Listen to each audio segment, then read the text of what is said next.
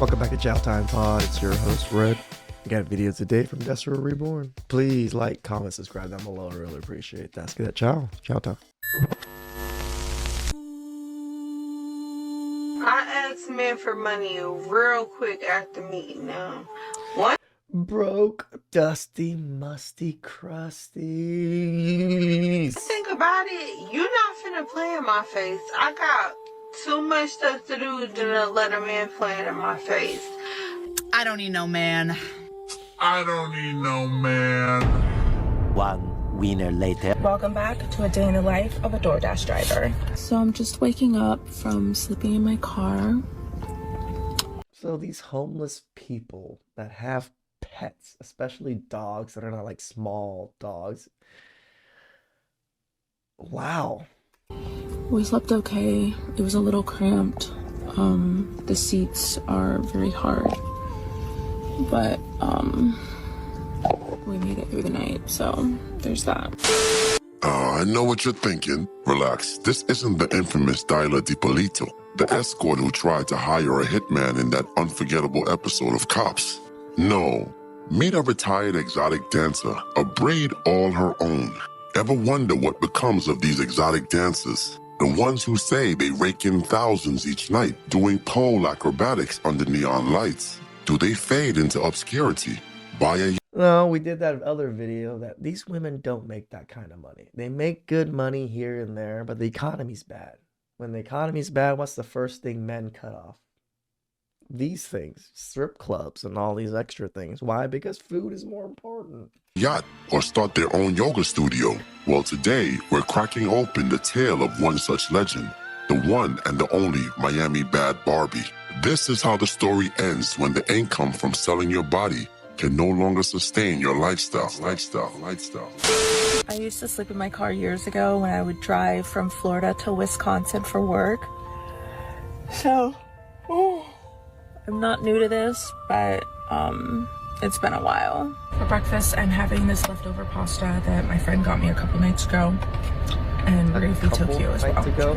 Is Tokyo getting his... You don't have a fridge. Where did you keep this pasta fresh and good for the couple nights ago? breakfast? Last night, after working 8 hours, I made $121.50. It's not great, but it's better than it has been. So I feel like maybe dashing in the evening time is kind of going to be where it's at. I am going to maybe try to dash during the day just because I have like nothing else to do. And if I can capitalize on my income, then like that's what I want to do. So now you're probably asking yourself, why would she swap the stripper pole for serving up Starbucks almond Because she doesn't qualify for the stripper pole anymore. milk lattes and McDonald's McNuggets? Well, as she tells it, she met the ideal knight in shining armor who vowed to rescue her from the wicked clutches of the pole. He dared to attempt the ultimate feat, turning a quote-unquote 304 into a housewife. Blasphemy, I know. But let's hear her side of this love story turned sitcom. I stopped dancing originally because I fell in love with a man and he took me out of dancing. He like paid all my bills, covered all of my expenses, and I didn't have to dance anymore. So that's why I originally stopped. Very shortly after I stopped, my boyfriend was murdered in front of me. And because of the PTSD and the mental health issues that I developed, I physically, mentally, emotionally was not able to go back to dancing. I didn't work. I've seen quite a few. I've seen 2 people get murdered in front of me. No, I'm wrong. I've seen 5 people get murdered in a sense or die in front of me. I'm not even in the military or anything either, right? And yeah, do I have some PTSD? I wouldn't say I do. I just had to move on. I couldn't just let that dwell in me and just couldn't do anything for the rest of my life because of I saw these or experienced these things. I had to a major accident, cost $500,000. I've done crazy shit. I've been to jail for crazy shit. I didn't get PTSD from these things. I just had to pull myself from the bootstraps, like the boomers love to say, and then just keep going. No one's there gonna stop and look at you and be like, oh, that poor guy or girl. Look at what they're going through. Nobody gives a fuck. That's why you have to do it. You have to. Work for almost 2 years and started making money by doing content creation for brands on Instagram and TikTok. Now I'm kind of in a space where it's like almost been so long since I've danced that like it's kind of hard to go back to, and I originally wasn't going to go back to it to like honor my boyfriend because he took me out of it, and like I really love and respect and appreciate him so much for that, and I just didn't want to return to that industry after I had spent many years trying to get out of it. So it's like kind of a weird situation.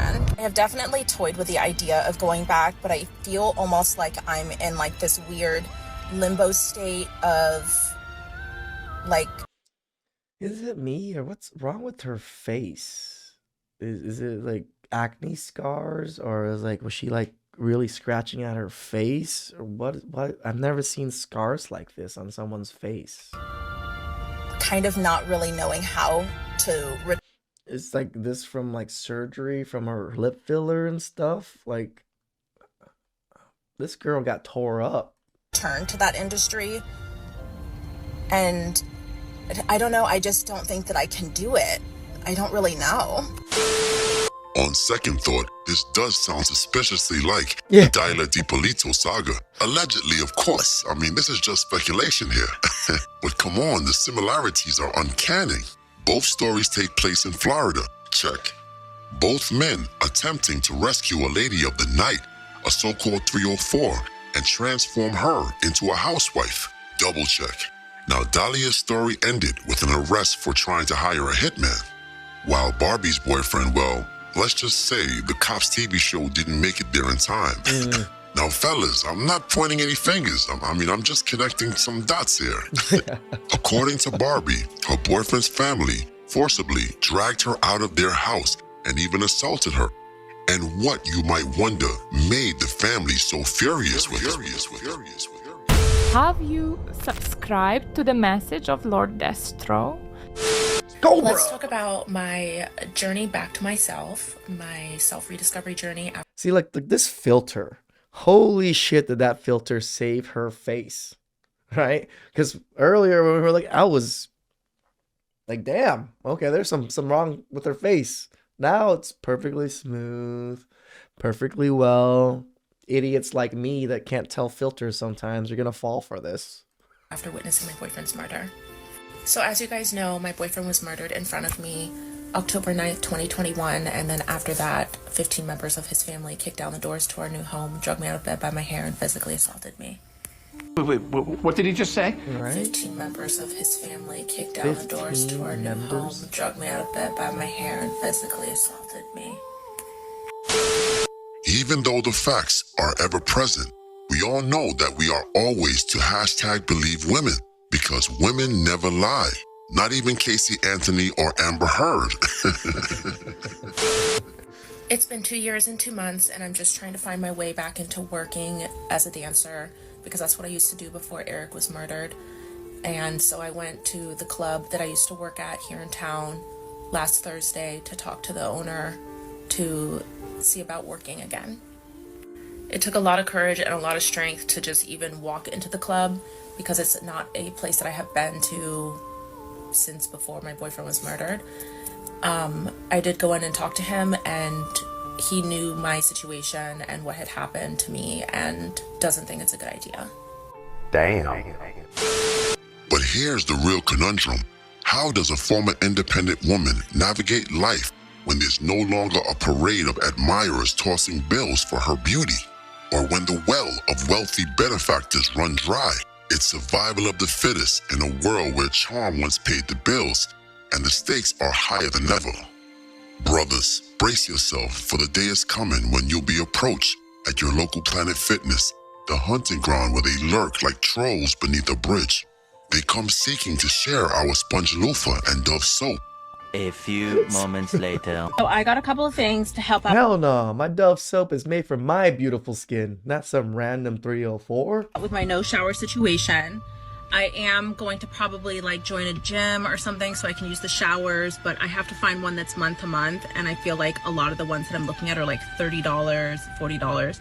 I was paying $9.99 in Tampa for month to month, so for a really nice gym. So I'm just like looking for something cheaper. I don't want to pay $30 a month. They have showers for like homeless people all over the city, but it seems like the intake has to be done during the weekday. And since it's Sunday, I'm not sure if I can find a place. I also don't have a towel. So, I mean, I guess I could air dry, figure something out. But literally hours, it's 3 p.m. I literally just went to the bathroom. I'm definitely probably gonna get a bladder infection. And I just washed my face for the first time. We must not be swayed by these When we talk about broke, dusty, musty, and crusties, wow. This would be the embodiment of that. purgatory demons and seductive succubi. We will not invite such distractions into our inner sanctum and delay the progress of our holy purpose. You ain't lying. But wait a minute. You didn't smash the bell and press the like button. Yeah, this is going to be a big trend. Strippers, OnlyFans girls, sex workers, and all these other things. Gonna end up in this boat making videos like this, complaining, or not complaining, but trying to get clout, trying to, get Sims to save them. Don't do it. Please like, comment, subscribe down below. I really appreciate that. I can do next time. Ciao.